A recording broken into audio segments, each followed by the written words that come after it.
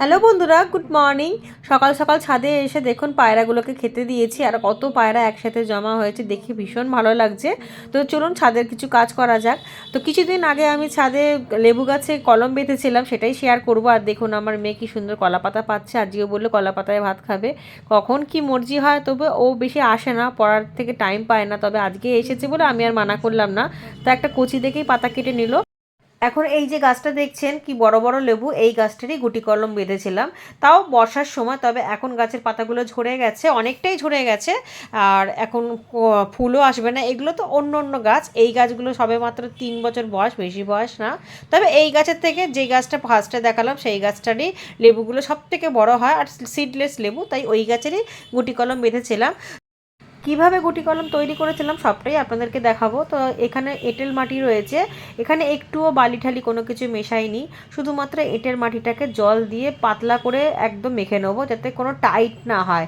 একটু পাতলা পাতলা করে মেখে দেখে নিচ্ছি যে আর একটু জল মেশাতে হবে কিনা। এরকম তাল পাকিয়ে যেহেতু গাছের কিছুটা অংশ কেটে মাটির প্রলেপ দিয়ে ঢেকে দিতে হবে, তাই জন্য অনেকটাই পাতলা করব, আর একটু জল দিয়ে পাতলা করব। আমি বারবার করে চেক করে দেখে নিচ্ছি যাতে মাটিটা ফেটে না যায়, সেই জন্যই এঁটেল মাটি নেওয়াটা খুবই দরকার। এবার দেখুন ওই গাছটা সিজনে তো অনেক লেবু দিয়েছে, যেহেতু এখন আর সিজনটা চলে গেছে, গাছের পাতা অনেক ঝরে গেছে, তাই এটা বর্ষার মাঝামাঝি টাইমটা।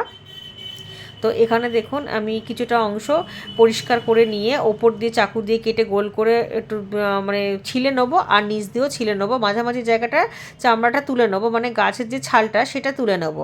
তুলে নেওয়ার পর সেই জায়গাটাতেই মাটি চাপা দিয়ে মাটিটাকে প্রলেপটা ভালো করে দিয়ে প্লাস্টিক দিয়ে বেঁধে দড়ি দিয়ে হালকা করে বেঁধে দেবো, ওপরটা নিচটা যাতে কোনোরকমভাবে কোনো হাওয়া না আসে। আর দেখুন আমি এরকম গোল করে কেটে নেওয়ার পর ওইদিকে পুরো চামড়াটা উঠে গেছে, মানে গাছের ছালটা উঠে গেছে। এবার এইভাবে মাটিটার প্রলেপ দিয়ে রেখে দিয়েছিলাম। এটা যখন বেঁধেছিলাম তখন বর্ষার শেষের দিকে, মানে বর্ষা তাও ছিল, আর এরকম সময়তেই বাঁধতে হতো।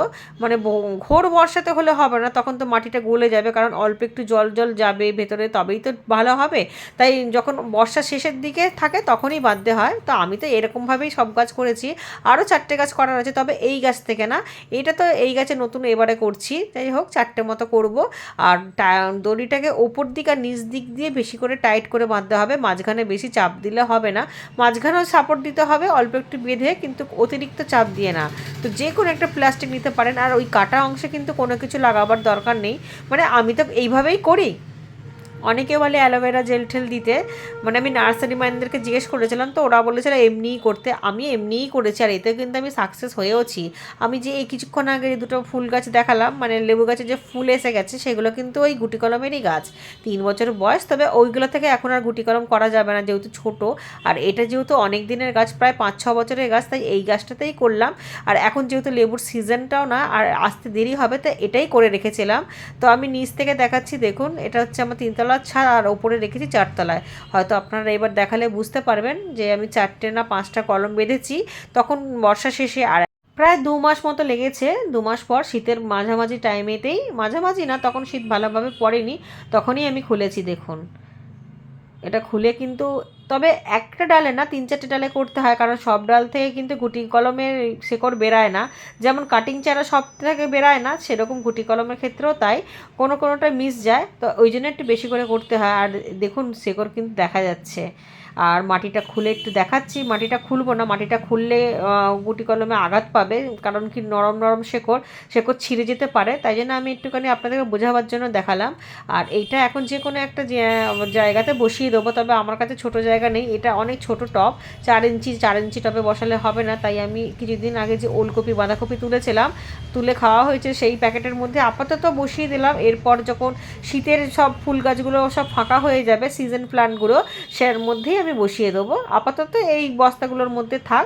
আর গাছগুলো কিন্তু চেহারা ভীষণই ভালো, তবে এখান থেকে ফল আসতে প্রায় 1 বছর টাইম লাগবে, 1 বছর বা 8 মাস মতো টাইম লাগবে। এদিকে লেবু গাছগুলোও দেখুন কি সুন্দর, কাটিং করার পরও আবার নতুন করে কুঁড়িও এসেছে, আবার ডালও ছাড়ছে। তো ঠিক আছে বন্ধুরা, আজকের ভিডিওটা আমি এখানেই শেষ করলাম। যদি ভিডিওটা ভালো লেগে থাকে, লাইক শেয়ার সাবস্ক্রাইব করে পাশে থাকবেন। আর সবাইকে অনেক অনেক ধন্যবাদ। সবাই ভালো থাকুন, সুস্থ থাকুন।